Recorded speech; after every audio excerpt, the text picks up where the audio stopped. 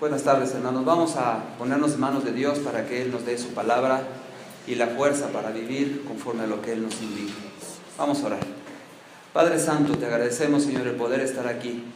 Te agradecemos, Señor, que tú tienes, Señor, para nosotros bendición, porque ese es tu propósito, Señor, para la iglesia. Bendecirnos, Señor, enviarnos para que nosotros también llevemos fruto. Gracias, Señor, porque lo que hemos de meditar en tu palabra, Señor, nos indica, Señor, el camino que tenemos que recorrer, Señor, en tanto que estamos en este mundo. Que tú nos permitas, Señor, conocer las implicaciones, que nos permita, Señor, el tener la fuerza y el carácter, Señor, para hacer, Señor, todo lo que tú demandas de nosotros. Te pedimos, pues, Señor, tu bendición en el nombre de Cristo Jesús. Amén. Pueden ocupar su lugar, hermanos. Si ustedes ya notaron cuál es el tema del día de hoy, a través de este mensaje nos damos cuenta de que tiene que ver con una parte que a veces nosotros dejamos descuidada en nuestras vidas. En nuestra vida la llamamos vida cristiana, pero no llevamos dos vidas, realmente es una sola vida, y esa vida es cristiana. Entonces nuestra vida cristiana debe llevar fruto, y a lo mejor muchos de ustedes saben de lo que trata el fruto. El fruto es algo que alimenta, o sea, no nada más es algo que embellece. O sea, las plantas pueden tener flores muy bonitas y pueden crecer los árboles muy frondosos, muy grandes, pero lo importante desde el punto de vista de la parábola que nosotros acabamos de leer es el fruto. El fruto es algo que de alguna manera se comparte con otras personas. O sea, es muy difícil que una persona se acabe el fruto de un árbol él solo o ella sola. Entonces el fruto es para ser compartido, el fruto es para ser alimento para la vida de una persona. Entonces yo no puedo entender que haya un fruto que no se pueda comer. Quizás hay muchos frutos, los que saben de biología, los que han estudiado esas cosas, saben que quizás hay frutos y que algunos frutos se comen y otros frutos no son comestibles. Pero el fruto, vamos a decir que es el que de alguna manera lleva las semillas. Las semillas son las que van a ayudar a ese árbol a reproducirse. Entonces podemos enfocar el fruto desde muchos puntos de vista de la biología, pero desde el punto de vista de nosotros en nuestra fe, el fruto tiene que ver con el resultado que nosotros damos de nuestra vida. La parábola del sembrador es una parábola que normalmente nosotros la hemos identificado con la evangelización.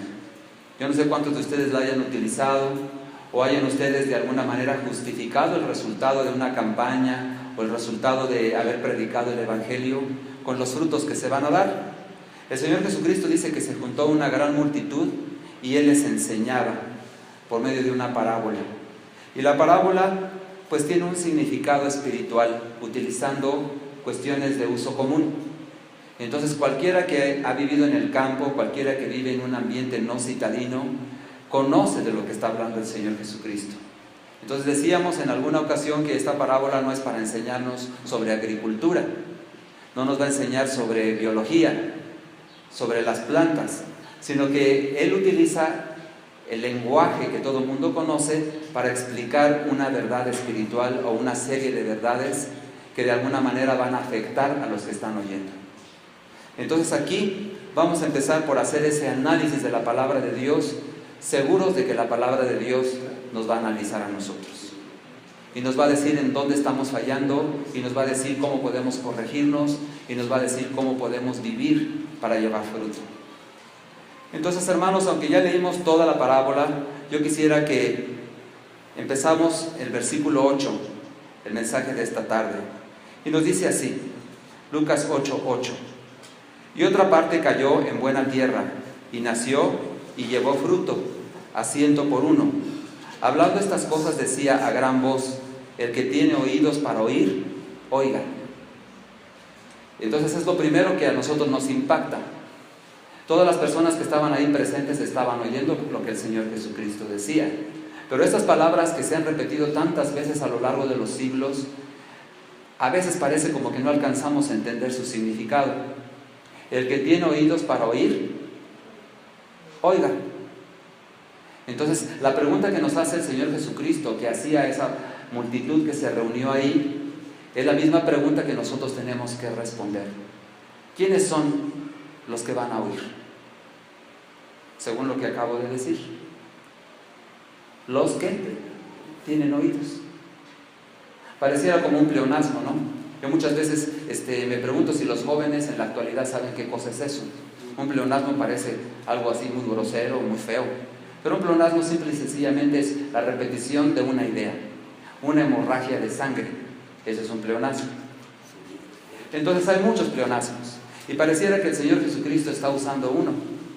El que tiene oídos para oír, oiga. Pero ¿qué quiere decir el Señor Jesucristo sin que pensemos que se trata de un pleonasmo? Lo que quiere decir es, todos ustedes están oyendo. Entonces pongan atención. Eso es lo que está diciendo el Señor Jesucristo. El que tiene oídos, oiga. Y dice que lo decía a gran voz. A lo mejor todas las otras cosas las dijo a una voz mediana, pero esta parte la dijo a gran voz. El que tiene oídos, oiga. Entonces pongan atención, hermanos. Eso es lo que está diciendo el Señor Jesucristo. Seguimos con el versículo 9. Y sus discípulos le preguntaron, diciendo, ¿qué significa esta parábola? En otros pasajes paralelos dice que ellos no pudieron entender tampoco el significado de la parábola. Y el Señor Jesucristo les da explicaciones adicionales. Si ustedes tienen interés, lean en su casa Mateo y también Marcos, que tiene incluida esta parábola del sembrador. Entonces esta parábola ni siquiera los discípulos la entendieron. Y afortunadamente el Señor Jesucristo les da una explicación. Porque entonces también nosotros podemos entenderla. Si no viniera la explicación, lo más seguro es que tampoco nosotros hubiéramos entendido lo que significa la parábola. Entonces, como decía, esta parábola ha sido utilizada por mucho tiempo en cuestiones de tipo evangelístico. Cuando uno va y predica, ¿cuál es la respuesta que las personas tienen a la predicación? Y ese es, vamos a decir, el significado que siempre le hemos dado a la parábola del sembrador. Entonces dice el versículo 10. Y él dijo, a vosotros os es dado conocer los misterios del reino de Dios, pero a los otros por parábolas, para que viendo no vean y oyendo no entiendan. No nos vamos a meter mucho en el significado de este versículo 10, porque quizás sería tema de otro sermón, porque tiene que ver con la soberanía de Dios, la voluntad de Dios, la elección de Dios, de quiénes van a ser salvos y quiénes no. Entonces nos meteríamos en otro tema que nos distrae del tema principal, que es la cuestión del fruto. Versículo 11. Esta es pues la parábola. La semilla es... No sé si están con sus Biblias. Es la palabra de Dios. La semilla es la palabra de Dios. Entonces aquí tenemos que hacer una distinción entre la palabra de Dios y el Evangelio. ¿Existe alguna distinción entre la palabra de Dios y el Evangelio? El Evangelio forma parte de la palabra de Dios. Y nosotros podríamos decir que el Evangelio es un resumen de la palabra de Dios. O sea, todo lo que contiene la Biblia se encuentra resumido en el mensaje del Evangelio. Porque de tal manera amó Dios al mundo que nos ha dado a su único Hijo, para que todo aquel que en Él cree no se pierda, sino que tenga vida eterna. Ese es un resumen del Evangelio. Y el Evangelio es un resumen de la palabra de Dios. Dios nos ama tanto, que nos ha dado tantas cosas, a través de su Hijo principalmente. Pero la palabra de Dios es más amplia, porque nos habla de situaciones, de problemas que no están contenidos necesariamente en el Evangelio. Jehová es mi pastor, nada me faltará. Entonces, el mensaje del Salmo 23, podríamos decir, forma parte del Evangelio. Pues sí y no. A veces ese pasaje se tiene que interpretar en el momento en el que tú estás experimentando una crisis en tu vida y que te sientes muy solo y que sientes que no hay nadie que pueda ayudar. Entonces viene el buen pastor, y Jesucristo es el buen pastor. Y entonces Él va a atender todas tus necesidades y Él te va a sacar de los problemas en los que estás metido. Entonces la palabra de Dios es mucho más amplia y contiene el Evangelio, y el Evangelio resume la palabra de Dios. Entonces no hay conflicto entre ellos. Sin embargo, es importante que nosotros entendamos que lo que está diciendo el Señor Jesucristo al iniciar la parábola es: la semilla es la palabra de Dios. Entonces esto nos va a ayudar a entender qué tiene que ver con nosotros esta parábola, porque siempre le hemos adjudicado su significado a las personas que responden al Evangelio, y puede ser que lleguen a ser cristianos o no. Pero el enfoque que nosotros necesitamos darle en esta tarde es: ¿qué tiene que ver la parábola del sembrador con mi propia vida? Eso es lo que nosotros vamos a descubrir. Dice así entonces: esta es pues la parábola. La semilla es la palabra de Dios. Y los de junto al camino son los que oyen, y luego viene el diablo y quita de su corazón la palabra para que no crean y se salven. Entonces, cuando hablamos de personas que por primera vez escuchan el mensaje del Evangelio, decimos que el diablo no quiere que se salven. Entonces el diablo es un ser pernicioso, maligno, asesino. Dice que es homicida el Señor Jesucristo en alguna parte de la Escritura. Él quiere matarnos. Él, si pudiera, acababa con todos nosotros, porque esa sería la única forma en que Él puede dañar a Dios, si se puede pensar en que alguien pueda dañar a Dios. Dice, lo más valioso para Dios es la creación, y de la creación lo más valioso son los seres humanos. Y eso nosotros lo tenemos que entender cuando tratamos con diversas personas. Hay personas que de plano nos caen muy mal. Su carácter, su forma de ser, su forma de actuar, su forma de hablar no nos gusta y preferimos ponerlos aparte. Y muchas veces nosotros nos hemos propuesto delante de Dios decirle: Señor, ayúdame a ver a esta persona como la ves tú. ¿Cambiaría en algo nuestra percepción de esa persona? Cuando nosotros le pedimos: Señor, dime cómo ves tú a esta persona, enséñame a ver cómo la ves tú, porque yo quiero verla así. ¿Cambiaría en algo nuestra manera de ver a esas personas odiosas, molestas, que nos caen gordos? Probablemente cambiaría nuestra manera de ver. Entonces, y hay personas que las vemos de una manera indebida, de una manera incorrecta. Y tendríamos que tener esa misma oración y decirle al Señor Jesucristo, a Dios nuestro Padre: enséñame a ver a esta persona como la ves tú. Qué gran cambio habría en nuestra vida si simplemente hiciéramos eso: ver a cada una de las personas que nos rodean como las ve Dios. A lo mejor ellos no van a cambiar, pero yo sí voy a cambiar. Entonces mi actitud, mi manera de ver, mi manera de sentir respecto de esas personas sería totalmente diferente. Y la iglesia tendría una respuesta diferente hacia las personas que están alrededor nuestro. Entonces, hermanos, ese es un principio que podemos aplicar para nuestra propia vida. Aprender a ver a las personas como las ve Dios. Hagan suya esa oración, hermanos, y verán qué cambios tan grandes va a haber en sus vidas. Y la gente va a decir: ¿y a este qué le pasó? Antes él también me caía mal a mí. Y a lo mejor hasta tú le vas a empezar a caer bien a esa persona, porque a veces es mutuo el asunto. Si me cae gorda, quiere decir que yo le caigo gordo a él o a ella. Entonces muchas cosas van a cambiar. Hagan la prueba, hermanos, y verán qué cambio tan grande va a haber en la vida de ustedes, y probablemente más adelantito en la vida de esas otras personas también.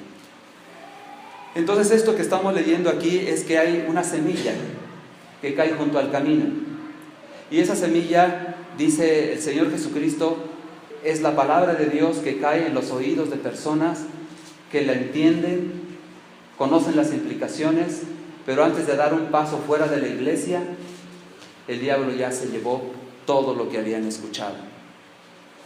Entonces, por eso les digo que no se trata nada más de las personas que vamos a evangelizar, también se trata de nosotros. Entonces, si hacen un cálculo, hermanos, dependiendo de la edad que ustedes tienen, calculen aproximadamente cuántos sermones han escuchado en su vida. Así aprox. Y díganos un número, nada más para saber. Es una pregunta que tiene truco, entonces, sin embargo, no tengan miedo, nos va a ayudar. ¿Cómo cuántos sermones habremos escuchado en nuestra vida? Entonces, 52, si es que nunca falté a la iglesia, fueron 52 por cada año de mi vida. Multipliquen 52 por su edad y ya tienen más o menos una aproximación, si es que lo llevaron desde chiquitos, ¿verdad? Pero a lo mejor tú conociste al Señor Jesucristo cuando tenías 30, 20, no sabemos. Pero han sido cientos de sermones que hemos escuchado. La pregunta: ¿se acuerdan de lo que se predicó el sermón la semana pasada, los que estuvieron? Entonces la hermana se atreve a decir: yo sí me acuerdo, porque ella hace el boletín. Entonces ella tiene una gran ventaja, porque ella ya repasó lo que el predicador va a decir antes de que lo haya dicho, y ella sí se lo sabe.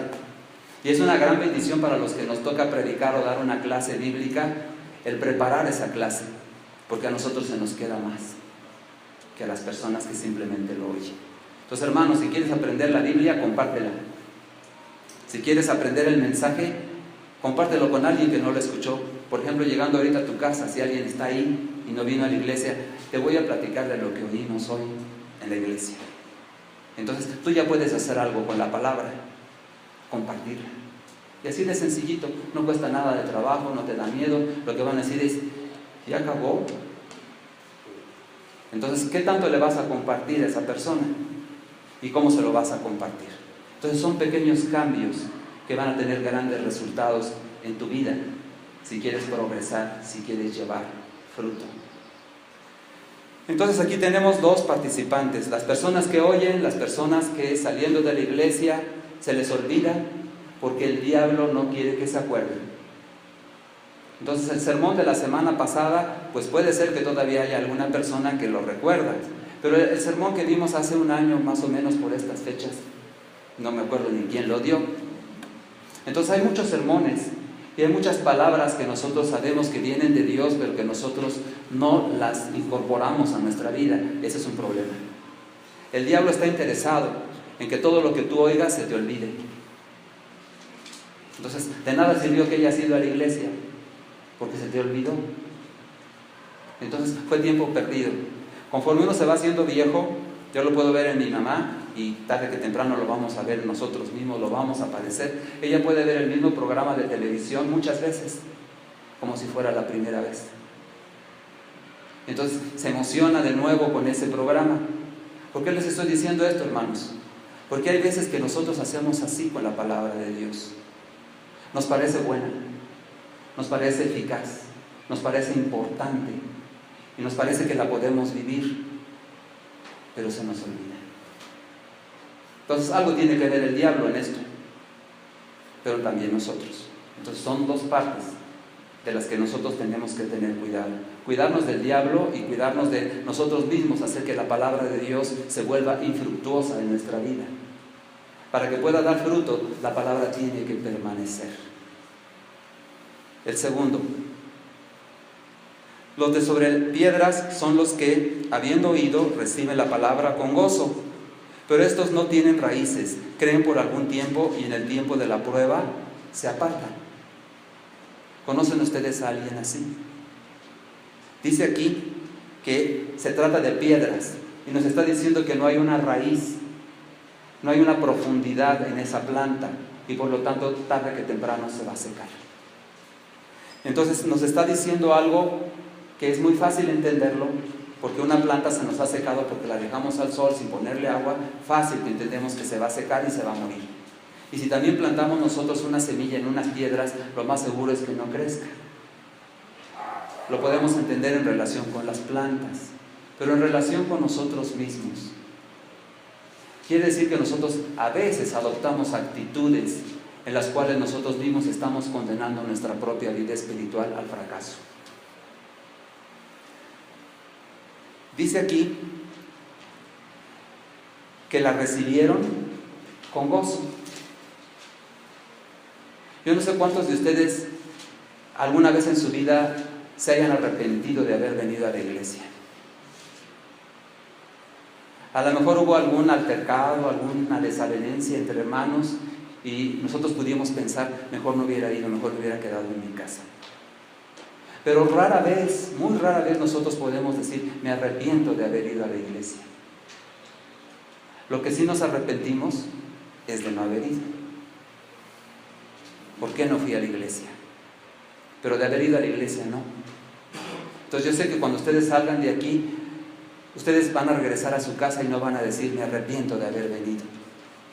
Van a decir, qué bueno que fui, qué bueno que aprendí, qué bueno que puedo poner en práctica lo que escuché. Entonces tienes la posibilidad de crecer. Una planta puede crecer, estamos hablando de plantas, pero también de personas. Entonces la planta no va a crecer si no tiene agua. Si las raíces no pueden meterse en la tierra, no van a poder crecer. Entonces eso habla acerca de la actitud que nosotros tenemos que tener en relación con la palabra de Dios. De lo que estamos hablando es la palabra de Dios y el efecto que la palabra de Dios tiene en nuestra vida. Entonces yo soy una planta que creció, o es algo que está creciendo en mi ser, es una semilla que fue plantada. Pero si yo no la alimento, si yo no le doy agua, si yo no la pongo en la tierra buena, esa planta seguro se va a secar. Y has habido personas que vienen, escuchan la palabra de Dios, pero por un oído entra y por otro oído sale. A veces, mientras pasa por el cerebro, la persona se alegra y dice, qué bonito, ojalá yo escuchara yo más cosas así como esta. Entonces la reciben con gozo, dice la palabra. Pero luego, ¿qué pasa? Pero estos no tienen raíces, creen por algún tiempo y en el tiempo de la prueba se apartan. Lo hemos visto vez tras vez con los nuevos creyentes. Y creo que lo hemos visto en nuestras propias vidas. Cuando nos disponemos a buscar más a Dios, nos vienen más problemas. Levante su mano a quien le haya pasado algo así. Cuando buscaba a Dios, vinieron más problemas. Levanten su mano nada más para ver si no estamos solos. Bueno, 1, 2, 3. ¿Sí? Entonces, creo que somos la mayoría, hermanos. Cuando nos hemos dispuesto a acercarnos más a Dios, algo va a venir.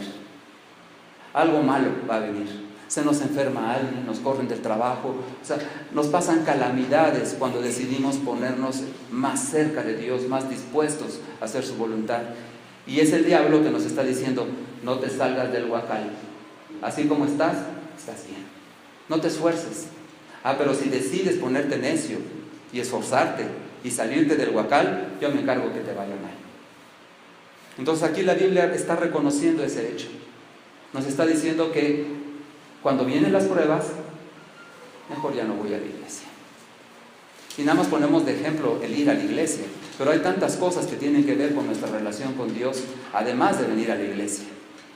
Entonces ya no leo la Biblia, ya no oro, ya no pretendo hablarle a mis vecinos. Entonces las pruebas tienen un efecto negativo en los que tienen poca raíz. Vienen otros. Eso es como les va. A mí me gusta siempre, como yo soy maestro, a mí me gusta preguntarle a los alumnos, porque yo siento que los alumnos aprenden más si uno les pregunta, ¿verdad? Esa fue una pregunta. ¿Sí? Aprendemos más cuando nos preguntan y respondemos. Versículo 14. La que cayó entre espinos, estos son los que oyen. Y luego dice, yéndose, son ahogados por 3 cosas que le pasan a esa persona. ¿Cuáles son esas 3 cosas, por favor, hermanos? Afanes, riquezas y placeres. Afanes, riquezas y placeres. Las pruebas nos apartan de Dios muchas veces, a los que tienen poca raíz. Los que tienen bien fundamentada su raíz, las pruebas los hacen crecer, los hacen madurar, los hacen fortalecerse. Pero los que tienen poca raíz hacen que se ahoguen, hacen que se sequen y que ahí termina su vida espiritual. Entonces, pero viene otra situación y esa es más fácil entenderla para los hermanos de la iglesia. Para los hermanos de la iglesia es más fácil entender que hay afanes. ¿Qué cosa es un afán? Es una preocupación, es un asunto en el que me metí, en el cual yo no me puedo salir porque tengo que atenderlo. Estoy afanoso, como estaba afanosa Marta, porque tenía que preparar la comida. Y ahí está su hermana, sentada a los pies del Señor Jesucristo. ¿Y quién me va a ayudar con el quehacer? Hay mucho que hacer, hay que darle de comer a Jesús y a todos los discípulos, y tú ahí sentada. Entonces ya estoy inventando, ¿verdad? Pero es para que podamos nosotros entender que un afán es algo que en un momento dado nos roba la posibilidad de acercarnos a Dios. Los afanes. Eso es difícil entenderlo, o no sé si se les haga fácil entenderlo, pero los otros sí son realmente difíciles. Dice que las riquezas y los placeres de la vida. Ándele nomás. Entonces, qué bueno que Dios no nos ha dado mucho dinero. Así eso no va a representar problema para nosotros. Pero si tuviéramos mucho dinero, si nos fuera muy bien en los negocios, Entonces eso se convertiría en un obstáculo para nuestra relación con Dios. Yo cada vez que tengo la oportunidad les digo a los hermanos, ustedes que tienen riqueza, Dios se las dio, no por su trabajo, no por su esfuerzo, no porque sean bonitos, no porque les caigan mejor que otros, no porque sean los consentidos, es porque Dios quiere que utilicen su riqueza para ayudar a alguien que está en necesidad. Entonces no te alegres mucho de que qué vas a hacer con la riqueza que tienes. Entonces aquí no hay de esos hermanos. No hay hermanos que tengan tanta riqueza que digan no sé qué hacer con todo mi dinero. Pero si hubiera alguno, la palabra de Dios nos dice que busquemos ayudar a los que tienen necesidad. Entonces a lo mejor ya no te vas a afanar tanto por conseguir más dinero, porque al final de cuentas lo tienes que dar para ayudar a alguien. Bueno, qué triste. El último es entonces los placeres de la vida. ¿Alguna vez hemos disfrutado de algún placer en la vida o de plano los cristianos son puros amargados que se la pasan viviendo quejándose de todo lo que no tienen? Yo creo que Dios nos ha concedido de cuando en cuando el poder tener o disfrutar de algún placer en la vida. Pero hay veces que nos gusta tanto eso y roímos tanto el dolor y el sufrimiento que preferimos quedarnos con el placer. Pero a veces que lo buscamos tanto que eso se pone como una barrera entre nuestra relación con Dios. El hecho de que nosotros nos sintamos cómodos, contentos, alegres, en un momento dado no es malo, de entrada no es malo, pero cuando ya nada más el placer es lo que yo busco en la vida, ya se convirtió en un problema. Y a veces ni nos damos cuenta. De los problemas, sí. En el momento en que tenemos el problema, que vienen y me dicen, estás despedido, en ese momento me entero del problema que tengo. ¿Y qué es lo que hago? Voy y busco a Dios. Entonces los problemas nos pueden ayudar para acercarnos a Dios. Pero los placeres, esos nunca nos van a ayudar a buscar a Dios. Tenemos que hacer un súper esfuerzo para poder decir, Señor, gracias por las cosas que tú me das y que yo disfruto. Vienen de ti, no las merezco, pero te agradezco que me das la oportunidad de disfrutar de esto. Ayer como iglesia fuimos a un paseo por allá por Ameca. Está bonito, los volcanes secos, con muy poquita nieve, pero respiramos un aire diferente al que respiramos aquí. Y vimos la grandeza de Dios al haber creado esos montes. Y alabamos a Dios por su naturaleza. Entonces sí, en el placer nosotros podemos aprender a reconocer la mano de Dios y darle gracias a Dios. Pero estas personas de las que está hablando aquí son personas que piensan que se lo merecen. Y por lo tanto no hay necesidad de buscar a Dios. Porque si no fuera yo tan bueno como soy, Dios no me bendeciría como me bendice. Y estamos equivocados al pensar de esa manera. Entonces, sí, Dios nos va a dar bendición. Pero si nosotros somos de ese tipo de tierra, de ese tipo de suelo, la bendición o el placer nos va a apartar de Dios. Dice, por algún tiempo van a crecer, no van a crecer altos y fuertes, van a crecer chaparritos y débiles. Y por lo tanto, dice aquí la Escritura, no van a llevar fruto. Y ahí es donde nos empezamos a poner en serio, hermanos, a ponernos nosotros en ese lugar. ¿Cuál es el fruto que nosotros llevamos? ¿Qué fruto llevamos?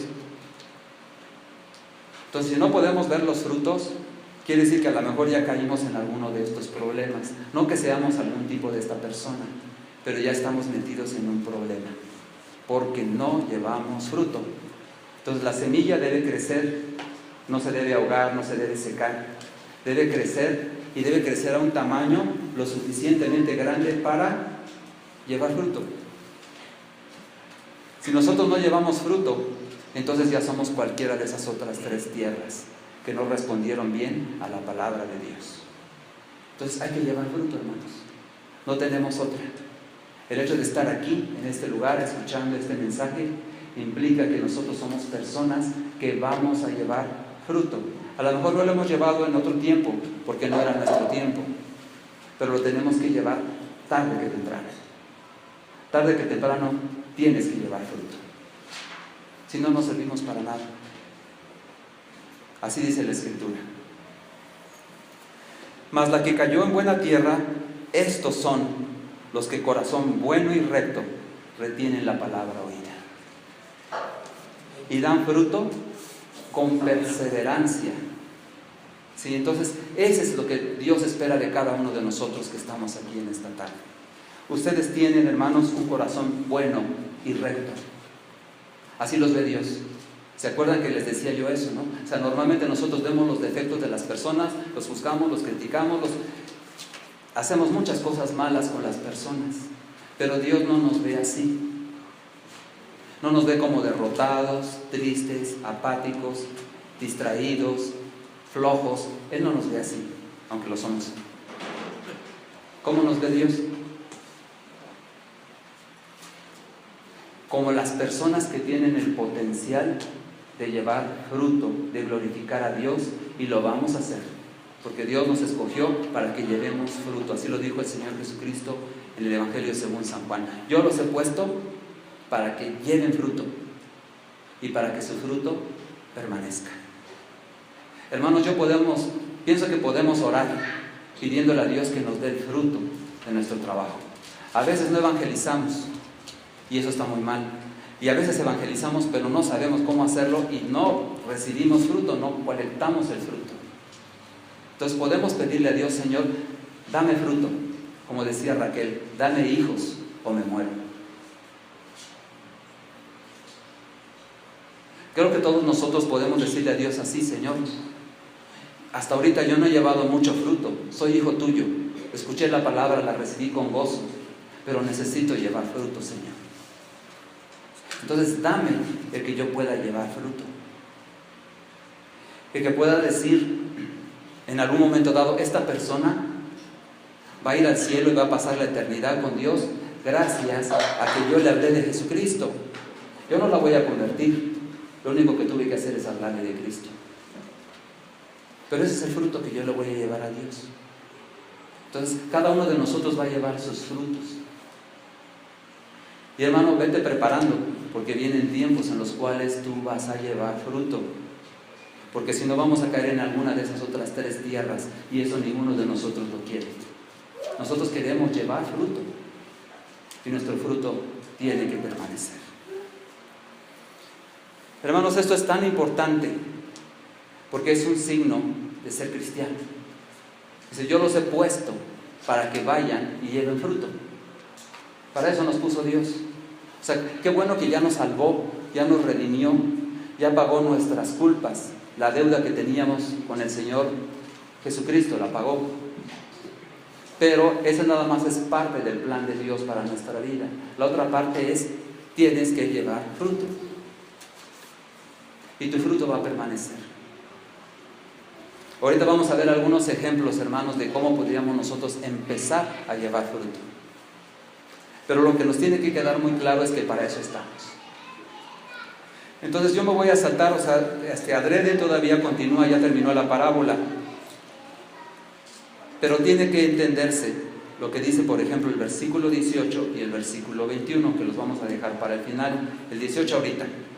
Mirad pues cómo oís, porque todo el que tiene se le dará, y a todo el que no tiene, aún lo que piensa tener, se le quitará.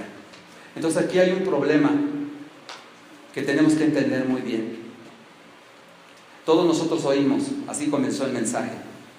Comenzamos diciendo que esta es la palabra de Dios, que el Señor Jesucristo le dijo a las personas: los que tienen oídos, que oigan. Y todos nosotros tenemos 2 oídos. A lo mejor hay algún hermano que ya perdió la audición, pero los que tienen oídos, oigan.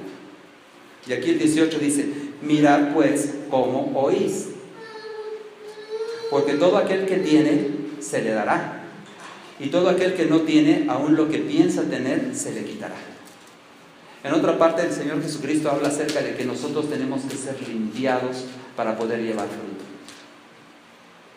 Entonces hay personas que no tienen interés en eso, pero yo creo que todos nosotros, por gratitud, como una manera de decirle: Señor, gracias por todo lo que has hecho en mi vida, yo quiero llevar fruto.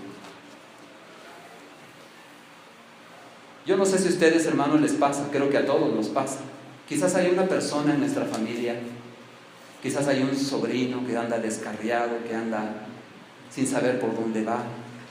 Quizás hay algún hermano que todavía no ha escuchado la palabra de Dios. Entonces nosotros alguna vez intentamos hablarle de la palabra de Dios y lo mejor que hicimos fue decirle, te invito a mi iglesia. Y el mensaje de Dios, que es tan poderoso, de repente la persona dice, ¿en serio? ¿Eso es lo que ustedes creen? Quiero ir a tu iglesia. Oh, no lo hubiéramos hecho. Los invitamos a venir a la iglesia. Entonces nuestra forma de predicar el evangelio normalmente es, te invito a mi iglesia para que te prediquen. Pero cuando viene, ¿qué es lo que encuentra en la iglesia? Y no me refiero a esta iglesia, a nuestra iglesia, a cualquiera que sea nuestra iglesia. Entonces encontramos gente que se ama, encontramos gente que tiene fe, que tiene entusiasmo, que cree en la palabra de Dios, que cree en el amor de Jesucristo. Eso es lo que deberíamos encontrar, para que entonces la gente venga y diga, yo quiero ser como ustedes. Entonces, qué bueno por las personas que comparten el evangelio, pero nosotros le echamos a perder el trabajo a esos hermanos cuando ellos los traen a la iglesia y no ven lo que se les predicó. Los hermanos, tenemos que hacer un súper esfuerzo en el poder del Espíritu, porque eso es lo que dice el Evangelio según San Juan. Dice, separados de mí, ustedes no pueden hacer nada, pero conmigo ustedes van a llevar fruto. Entonces tenemos que aprender a hacer nuestra parte, pero siempre dependiendo de Jesucristo. Señor, yo no puedo hablarle, ni siquiera tengo un buen ejemplo para poder compartir el evangelio con las personas que están alrededor mío.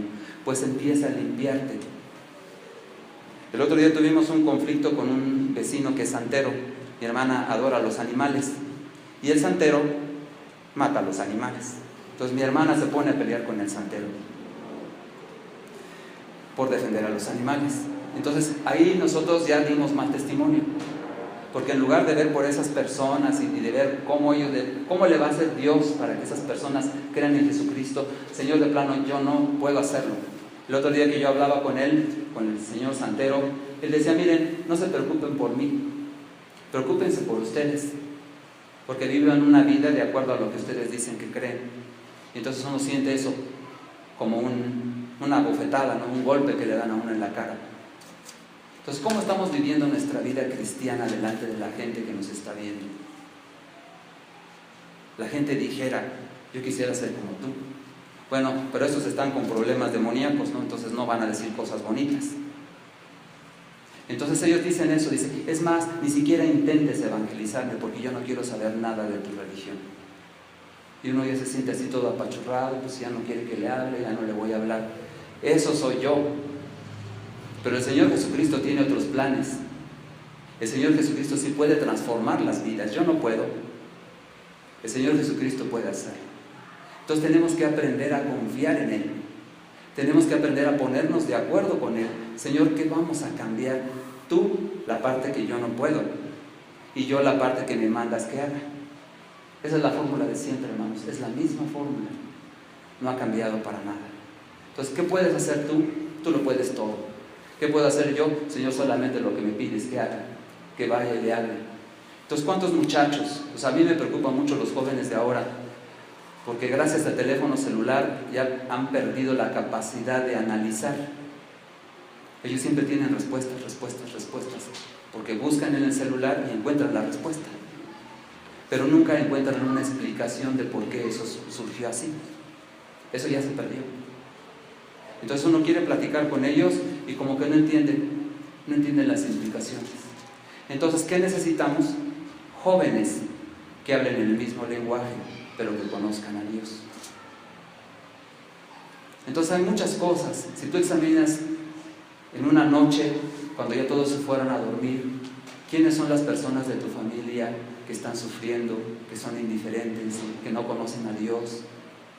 Y te pones de acuerdo con Dios, Señor, ¿cómo les voy a llevar yo el Evangelio para que tú hagas tu obra perfecta en la vida de esas personas? Entonces, el fruto que nosotros podemos dar es algo hermoso, es algo maravilloso, que el Señor está esperando que nosotros demos. Si nosotros no lo pudiéramos dar, el Señor Jesucristo no esperaría de nosotros nada. Pero podemos. Quiere decir que sí podemos llevar fruto. Entonces, ¿es tu vida bendición para otras personas? o nada más te ven venir y se echan a correr. Entonces, qué bonito cuando dicen, ya llegó mi tío. Están contentos, sobre todo los niños. Los adultos dicen, ya llegó mi tío.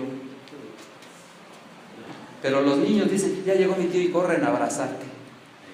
Entonces, ¿por qué? Porque de alguna manera se identifica uno con ellos. No son tan pretenciosos como los más grandecitos, que siempre están esperando algo a cambio. Pero esos chiquitos, nada más con que les dediques tiempo y atención, y te quieren. Entonces tú tienes la oportunidad de investigar en tu vida cómo puedes ser de bendición para la vida de otra persona. Entonces no lo dejes para después. Y esos son los pequeños tips que nosotros queremos que ustedes se lleven. Una de las cosas ya la dije, comparte lo que escuchaste hoy, pues a lo que se te quede, porque el diablo va a tratar de inmediatamente das un paso fuera de esa puerta y él va a hacer que se te olvide todo lo que escuchaste hoy. Pero no se me va a olvidar esto. Y lo que no se te olvide, compártelo con alguien. Hoy aprendí esto. Y más que eso todavía, no nada más es el compartirlo, ese sería lo mínimo que podemos hacer.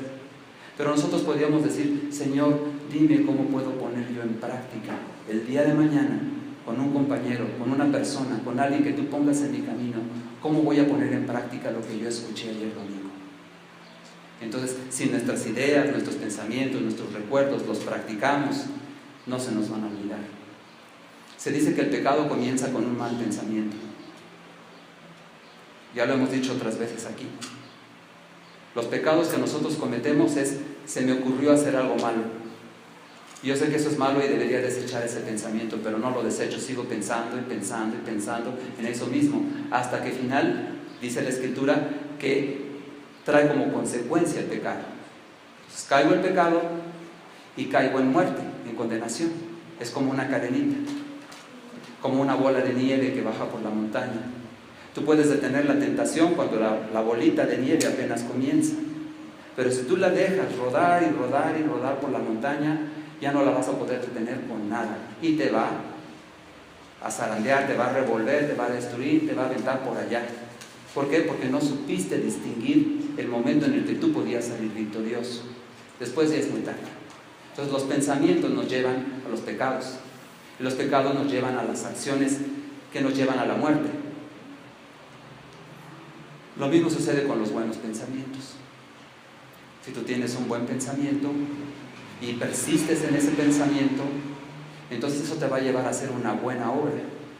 Y la buena obra va a moldear tu carácter. En lugar de ser un pecador, vas a ser un bienhechor. Vas a ser bendición para las personas. Y todo se inició con un pensamiento. Si te lo propones y estás pensando en cómo le vas a hacer y estás poniéndote en manos de Dios para que esto suceda, va a suceder. Va a haber bendición en la vida de otras personas. Y cuando tú lleves bendición a la vida de otras personas, esas personas ya son bendición para ti. Entonces, ¿cuántos tenemos un amigo, un conocido, un vecino, alguien a quien queremos mucho, que no es cristiano? Y dejamos que el tiempo pase y ya les hablamos de Cristo y como no respondieron bien, nos olvidamos de volverles a hablar y ya. Pero si nos ponemos de acuerdo con Dios y le decimos, Señor, yo no sé cómo le vas a hacer tú. Yo estoy dispuesto a hablarle. Yo estoy dispuesto a decirle lo que tú quieras que yo le diga, pero que lo va a convertir en eso. ¿No creen ustedes que eso funcionaría, hermanos? Ponerse de acuerdo con Dios para que Él haga lo imposible y tú nada más hagas lo que puedes. Sí se puede, hermanos. Entonces son esas las pequeñas recomendaciones que se inician simple y sencillamente con un pensamiento persistente. Yo recuerdo cómo molesté yo a mis padres que yo quería una bicicleta. Entonces, por semanas, por meses, yo hablaba nada más de la bicicleta. Y ya fui a ver la bicicleta, estaba como a 3 cuadras de mi casa. Y está muy bonita, y ya vi cuánto cuesta. Y era yo un niño. Entonces, tanto me obsesioné yo con el asunto de la bicicleta, que mis padres dijeron, vamos a comprarle una bicicleta. Tiene buenas calificaciones, y ya vino y nos presumió. Entonces, vamos a comprarle la bicicleta. Entonces, ¿por qué? Porque le pusiste ganas al asunto. Entonces así es nuestra vida cristiana. Mientras nosotros seamos indiferentes y apáticos, no va a pasar nada. Pero si nosotros decimos, Señor, sí, tú me pusiste este vecino, tú me pusiste este sobrino, tú me pusiste este familiar, y yo no sé, Señor, ¿qué vas a hacer tú? Pero yo lo pongo en tus manos para que cuando le hablemos del Evangelio, Él lo crea y entonces haya un cambio. Me pongo de acuerdo contigo, Señor. Yo voy a hacer mi parte. ¿Cuál es mi parte? ¿Qué quieres que yo haga? Tú haces lo demás. Termino, hermanos. Versículo 21. Él entonces respondiendo les dijo: mi madre y mis hermanos son los que oyen la palabra de Dios y la hacen. Entonces, si todo lo demás se te olvidó de lo que dijimos en esta tarde, que no se te olvide este. Mi madre y mis hermanos son los que oyen la palabra de Dios y la hacen. He ahí el gran secreto de la vida llena de fruto en el Espíritu: oír la palabra de Dios y hacerla. Entonces, lo que oíste, hazlo. Entonces no te esperes a que se te olvide, a que venga el diablo y quite de tu corazón todo lo que has escuchado. Entonces hazlo, lo que oíste, hazlo. Entonces, si todo lo demás se te olvida, que no se te olvide esto. Vamos a ponernos en las manos de Dios, porque Él quiere que llevemos fruto y nosotros también queremos llevar fruto. Estamos de acuerdo con Dios. Nadie puede impedir que llevemos fruto, hermanos. Vamos a orar. Padre Santo, te agradecemos por tu palabra, Señor, porque es poder, porque tú eres un Dios poderoso, porque tú quieres, Señor, hacer grandes cosas en nuestra vida, y porque nos has puesto, Señor, para que vayamos y llevemos fruto y el fruto permanezca. Gracias, Señor, porque lo que tú quieres para nuestra vida es bendición. Bendición para nosotros y bendición para las personas que nos rodean. Señor, que nos pongamos de acuerdo contigo, Señor. Sí queremos hacer tu voluntad. Sí queremos que uses nuestra vida. Sí queremos, Señor, que tú nos des ese fruto, porque nosotros no lo podemos dar por nosotros mismos. Separados de ti no podemos hacer nada. Pero queremos llevar fruto, Señor, porque es nuestra manera de decirte gracias, Señor, por lo que tú hiciste por mí en esa cruz. Gracias, Señor, porque tú quieres que mi vida fructifique. Y estoy de acuerdo contigo, Señor. No me voy a rehusar. No me voy a poner, Señor, exigente, Señor, con lo que te voy a permitir o no en mi vida. Señor, haz tu voluntad, Señor, en mi vida, para que pueda llevar ese fruto, para que de esa manera te glorifique y la gente que está alrededor nuestro, Señor, también te glorifique. Bendice esta iglesia, Señor, en sus conflictos, en sus necesidades, en sus problemas, y que todos, Señor, podamos llevar fruto abundante, Señor, porque estamos en el Espíritu de Jesucristo, por quien te pedimos, Señor, todas estas cosas. Amén.